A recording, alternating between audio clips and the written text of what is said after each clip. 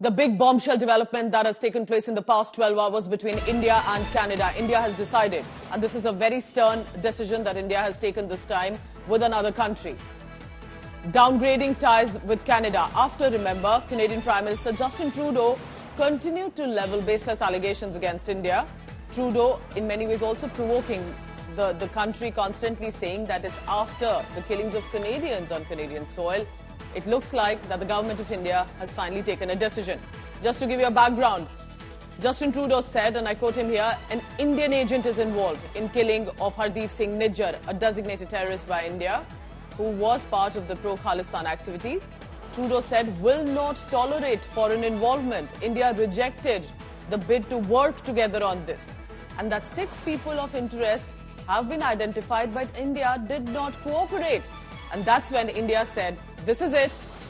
You're in fact endangering the safety of our diplomats and our people there, and have decided to call them back. So let's listen in. What did Justin Trudeau say? He's a Canadian Prime Minister that led to a full-on showdown. I think it is obvious that the government of India made a fundamental error in thinking that they could engage in supporting criminal activity against Canadians here on Canadian soil, whether it be murders or extortion or other violent acts. It is absolutely unacceptable for any country, any democracy that upholds the rule of law.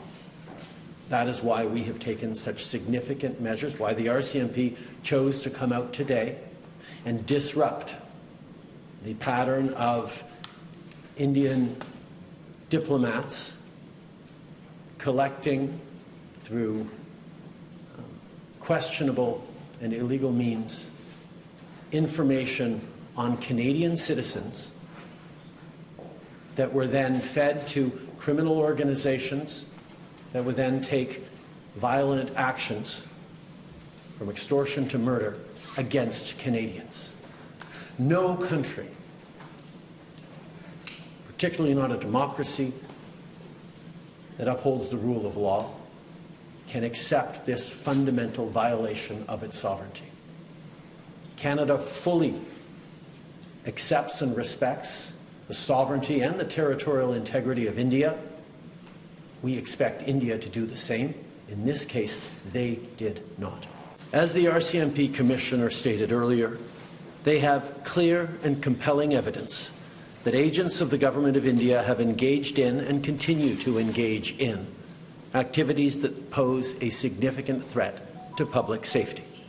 This includes clandestine information gathering techniques, coercive behaviour targeting South Asian Canadians, and involvement in over a dozen threatening and violent acts, including murder.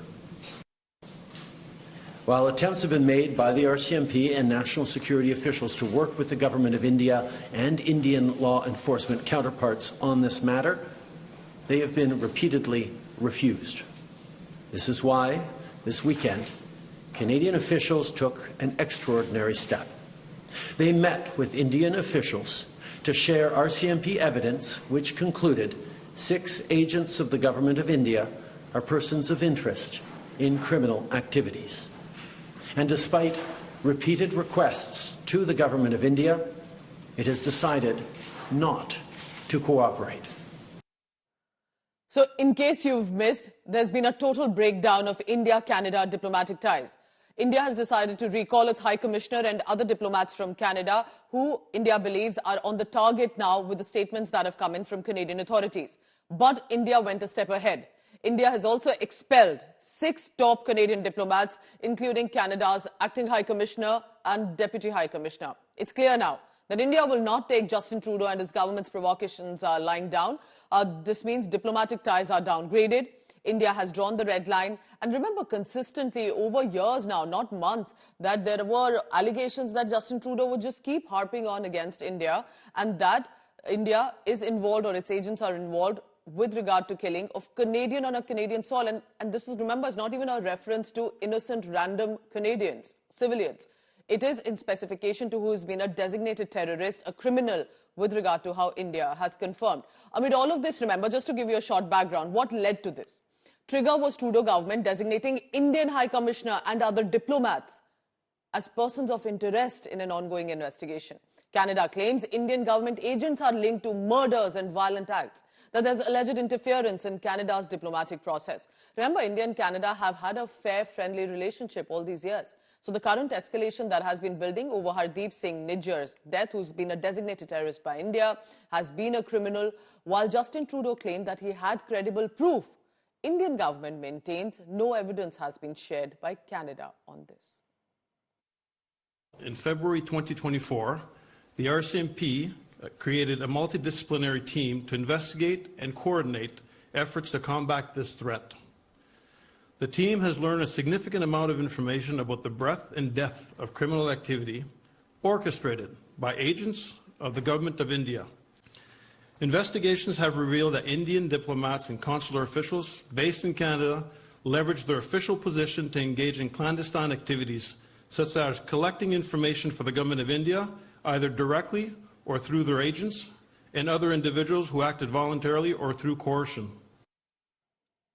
So that's the big news coming in. Amid all of this, remember, this is huge, that India has decided to call its Indian High Commissioner and other diplomats, saying that it is being targeted, and importantly, has then decided to go a step further, expelling the diplomats coming in. And therefore, Canada, remember, needs to also realize at this point of what has happened. We're talking about a nation that has been and decided to be friendly, and India for years, for decades in fact, has been sending out dossiers, disclaimers, feelers that there is a lot going on Canadian soil which is being misused by criminals and extremists. I want to just take you through the latest of what the Government of India's statement have been, and this has come in from the Ministry of External Affairs, and it is very clear in what it says, and that is with regard to how we cannot take this kind of allegations, and these are very strong words chosen by India. It is conveyed that India reserves the right to take further steps in response to Trudeau government's support for extremism, violence and separatism against India. And therefore, the Canadian Charge d'Affaires was summoned by the Secretary this evening, informed that baseless targeting of the Indian High Commissioner and other diplomats and officials in Canada is completely unacceptable.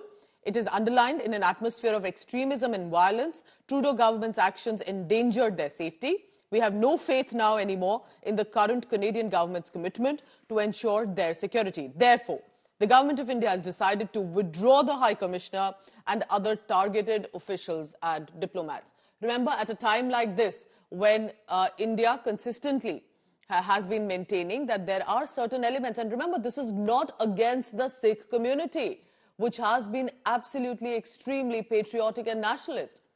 And therefore, at this point, remember, that is what the action has been taken.